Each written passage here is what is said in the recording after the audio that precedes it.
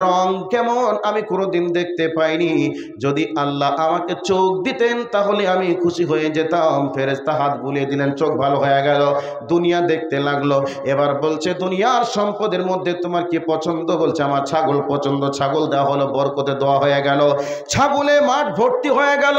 আল্লাহ আবার চাইলেন এবার ওদেরকে তিনজনকে পরীক্ষা করে দেখা যাক কে তার অরিজিনাল জায়গাতে অটুট থাকে। এবার পরপর তিনজনের কাছে মানুষ রূপে, ভিখারি রূপে এবার ফেরেশতা আল্লাহ রব্বুল আলামিনের পক্ষ থেকে চলে আসলেন। এবার টাকমাতার কাছে এসে অভাবটা জানালেন, ভাই আমি বিদেশি মানুষ, আমি এসেছিলাম ভ্রমণ করতে, আমার টাকা পয়সা সব শেষ হয়ে গেছে, চুট হয়ে গেছে, হারিয়ে গেছে, অতএব আমার বাড়ি যাওয়ার মতো কোনো ব্যবস্থা নেই। আপনার তো অনেক উট আছে, একটা উট দেন, আমি বিক্রি করে আমি আমার বাড়ির দিকে যাব। একটা সময় ছিল আপনার কোনো সম্পদ ছিল না, আপনি ছিলেন টাকমাতা, আপনাকে টাকমাতা বলে ডাকতো। অতএব আপনি যদি আজকে একটা উট দিয়ে দেন তাহলে আমারও ভালো হয়ে যাবে, আমি আজকে অসুবিধা থেকে আমার সুবিধা হবে। সে ব্যক্তি অতীতকে ভুলে গিয়ে বলছে, কে বলেছে আমি গরিব ছিলাম? কে বলেছে আমি টাকমাতা ছিলাম? না, আমি গরিবও ছিলাম না, টাকমাতাও ছিলাম না, আমরা বংশ পরম্পরায় ধনী, এই সম্পদ আমাদের বংশ বাপদাদার কাছ থেকে আসছে। তো ফেরেশতা বললেন, যদি তোমার দাবি সত্য হয়, তুমি যদি সত্যবাদী হও তাহলে তোমার সম্পদ থাকবে, আর তোমার যদি দাবিতে মিথ্যা হও তোমার সম্পদ ধ্বংস হবে এবং তুমি যেমন ছিলে তেমনই হবে। আচ্ছা বলুন, ফেরেশতা যদি এই অভিশাপ করে, তার সম্পদ থাকবে না তার মাথার চুল থাকবে? আল্লাহ নিতে পারেন না? ভাই কথা কেন বলছেন? আল্লাহ নিতে পারেন কে পারেন না? পারেন। ঠিক আবার তেমনি ভাবে ফুল পরা ব্যক্তির কাছেও গেলেন, ফুল পরা ব্যক্তিকেও গিয়ে বললেন, ফুল পরা ব্যক্তিও বলল, না আমি গরু দিতে পারবো না। অনেক সময় আমরা বলি না, সাহস কত, 10 টাকা, 1 টাকা, 2 টাকা, 5 টাকা চাই, মানা যায়। বলবে 100 টাকা দাও, মনে হচ্ছে যেন টাকা আমার বাড়িতে রেখে গিয়েছিল। ফকির মিসকিনরা যদি একটু সাহায্য চাই, 20-50 টাকা দাও, হ্যাঁ 20-50, এত বড় মুখের ফাট, 5-10 টাকা চাই, মানা যায়, 50 টাকা চাই, এরকম বলে আমরা তাচ্ছিল্য করে অপমান করি কি করি না? করি। ঠিক তেমনি ভাবে ওই ফেরেশতাকে ওই টাকমাতা এবং শ্বেতরোগী অপমান করলো, তাদের অতীতের কথা ভুলে গেল, তারা ওই ব্যক্তিকে অপমান করে তাড়িয়ে দেওয়ার চেষ্টা করলো।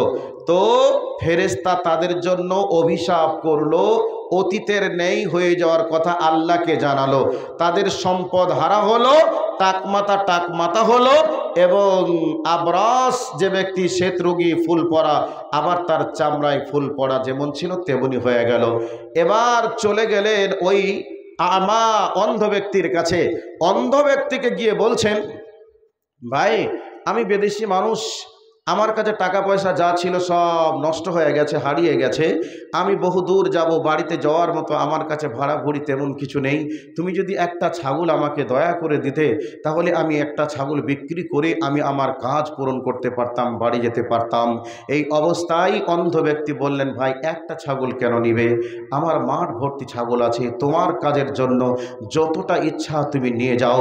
এক সময় আমি গরিব ছিলাম, এক সময় আমি অন্ধ ছিলাম, চোখে দেখতে পেতাম না, আমি গরিব ছিলাম, আমার কাছে তেমন কিছু ছিল না, আমার আল্লাহ আমার চোখকে ফিরিয়েও দিয়েছে, আমাকে অনেক সম্পদের মালিকও বানিয়েছে, কাজেই আমার সম্পদ থেকে আপনার একটা নয়, আপনার প্রয়োজন মতো নিয়ে যান। ফেরেশতা তখন বললেন, ভাই আমি ভিখারি নয়, আমি সাহায্য চানেওয়ালাও নয়, আমি আল্লাহ পাকের পক্ষ থেকে ফেরেশতা রূপে এসেছিলাম, মানুষ রূপে ভিখারি সেজে ফেরেশতা হিসাবে এসেছিলাম, কিন্তু তোমাদের তিনজনকে পরীক্ষা করতে, তিনজনের মধ্যে তুমি পাশ করলে আর দুইজন ফেল করেছে, তারা অতীতের নেই হয়ে গেছে, আর তোমার সম্পদকে আল্লাহ বাড়াতেই থাকবে।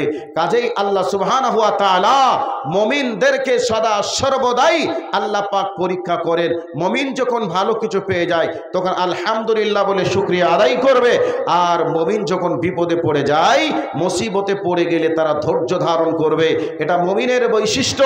কাজেই আমাদের জীবনটা সর্বক্ষণের জন্য পরীক্ষা, এই পরীক্ষা কখন কিভাবে আসবে জানা যাবে না। সেই পরীক্ষায় যদি ফেল করি আখেরাতও ধ্বংস, দুনিয়াও ধ্বংস।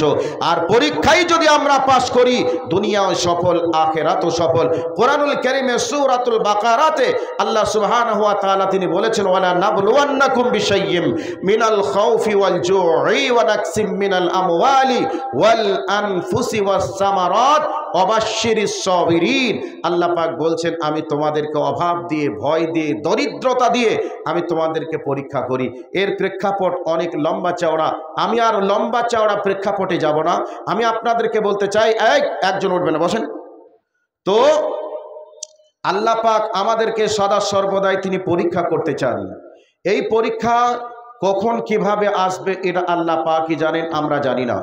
তো আমাদেরকে মসজিদ তৈরি করার ব্যাপারে পরীক্ষা হতে পারে, ফকির মিসকিন দিয়ে পরীক্ষা করতে পারেন, ঝড় আযাব গজব বিপদ দিয়ে পরীক্ষা করতে পারেন। তবে সদা সর্বদাই আমাদেরকে পরীক্ষার প্রস্তুতি নিয়ে থাকতে হবে।